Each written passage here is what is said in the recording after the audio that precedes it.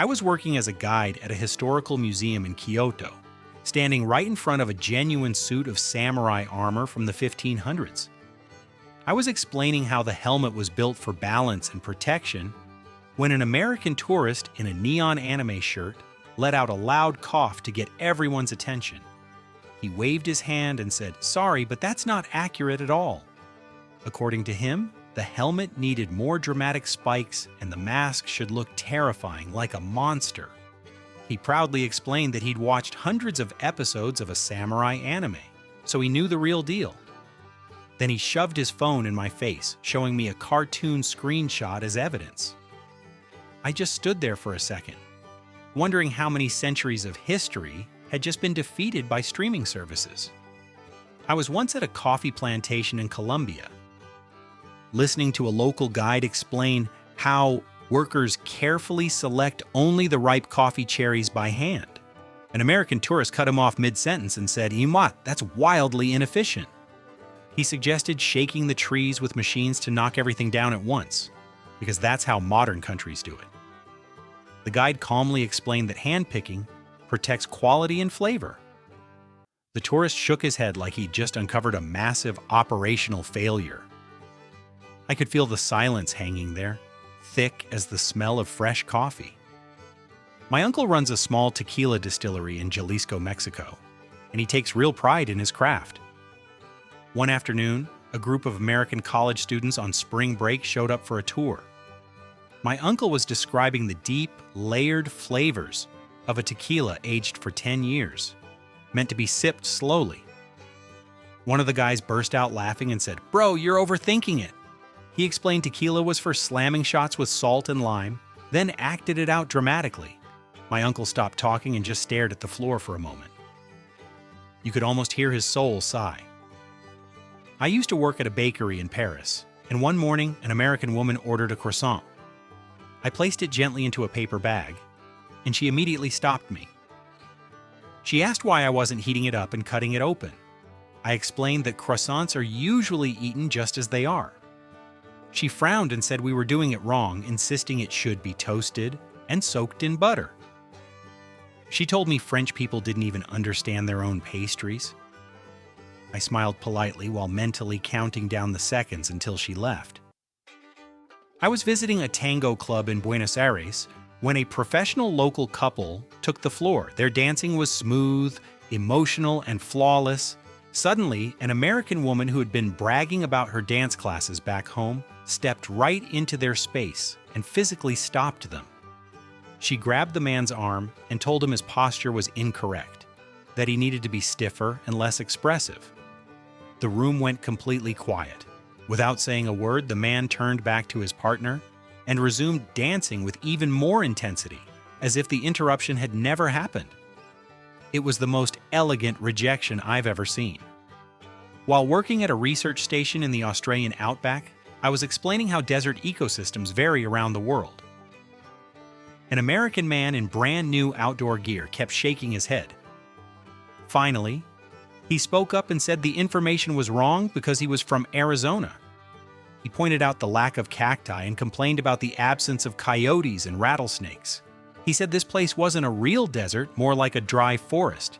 He said it with total confidence, like deserts had to follow a single, global template he personally approved. In a pub in Galway, Ireland, local musicians were deep into a fast, energetic, traditional music session. Between songs, an American tourist approached the fiddler and praised their talent, then told them they were playing wrong. He said Irish music was supposed to be slow and sad, based on stories from his great-grandfather. The fiddler stared at him, shared a look with the drummer, and then launched into a tune twice as fast as before. The pub erupted, and the message was clear without a single word spoken. At a historic windmill in the Netherlands, an American engineer confidently explained to the Dutch guide how outdated the design was. He suggested attaching modern turbines and generators to massively boost energy output. He said the windmill was a wasted opportunity. The guide nodded politely while standing beside a structure that had worked perfectly for centuries. Sometimes politeness is the loudest form of disagreement. A friend of mine gives tours at an ancient temple complex in Egypt and was carefully translating inscriptions on the wall. An American tourist interrupted and said the official explanation was wrong.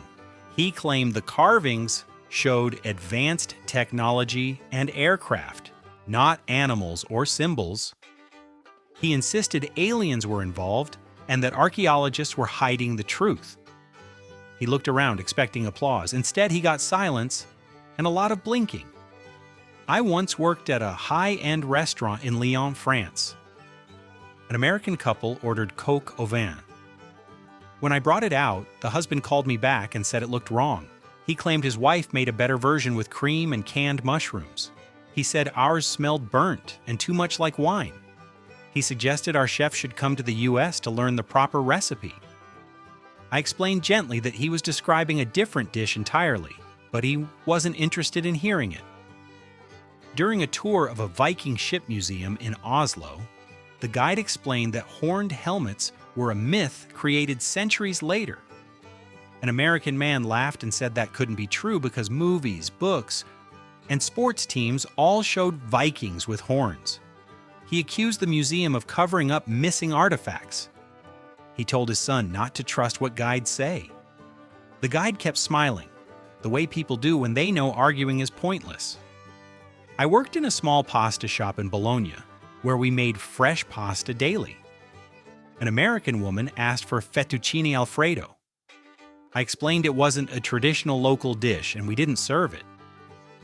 She looked genuinely sorry for me and said I clearly didn't know Italian food. She explained the recipe her grandmother in New Jersey made every Sunday and suggested I write it down to learn. Then she left, shaking her head at my ignorance. In a pub in Dublin, an American ordered an Irish car bomb. The bartender calmly explained they don't serve that and why. The American laughed and said people needed to stop being so sensitive about history. The pub fell completely silent. The group finished their drinks quickly and left, suddenly very aware they were no longer welcome. At a Japanese hot spring, an American tourist loudly told his friend the locals were bathing incorrectly. He said everyone should wear swimsuits for hygiene reasons and complained about nudity. He tried to apply American pool rules to a ritual older than his country. No one argued with him, which somehow made it even more awkward. A friend of mine from a Maasai village in Kenya once guided cultural tours and explained the meaning behind traditional bead colors. An American tourist interrupted and criticized the color combinations, saying they clashed and weren't trendy. She suggested earth tones based on fashion blogs. She was giving style advice to traditions older than modern fashion itself. In a cafe in Vienna, I overheard an American complaining about Wiener Schnitzel. He insisted the name made no sense and confused tourists. A local politely explained the meaning of the name and the dish. The American waved him off and said they should just rename it in English for better business. I was on a boat tour of the Galapagos Islands with a guide who held a PhD in evolutionary biology. After a detailed explanation of Darwin's finches, an American tourist said evolution was unnecessary. He explained intelligent design instead, and suggested the guide include it for balance. The scientist stood there quietly, blinking like his brain needed a moment to reboot. At a Buddhist temple in Thailand, an American tourist approached a meditating monk and criticized his posture. He said yoga instructors back home taught better spinal alignment. The monk smiled softly, nodded, and closed his eyes again. There was nothing more to say. My cousin makes cheese in Switzerland, and during a tour, an American tourist complained that the Gruyere was too strong and didn't have holes. He insisted real Swiss cheese was mild and full of holes. When corrected, he said Switzerland was clearly doing it wrong at the source. In a pub in Edinburgh, an American decided to educate me on Scottish history. He claimed William Wallace was a terrorist and that the English perspective was more objective. He took a long sip of his beer, clearly proud of his fresh opinion. At a traditional barbecue in South Africa, An American exchange student criticized the use of wood fire. He suggested a gas grill was superior and said American barbecue was more advanced. Everyone exchanged a look that said the same thing. This guy didn't get it.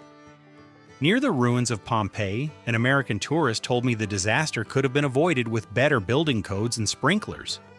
He genuinely believed modern safety systems could stop a volcanic eruption. I nodded slowly, not trusting myself to speak. In Amsterdam, an American complained that his stroopwafel was stale and incorrect. He insisted waffles should be fluffy and covered in syrup. When the server explained how it's meant to be eaten, he said Americans invented waffle makers and knew better. On a guided hike in the Canadian Rockies, an American corrected the guide on bear terminology.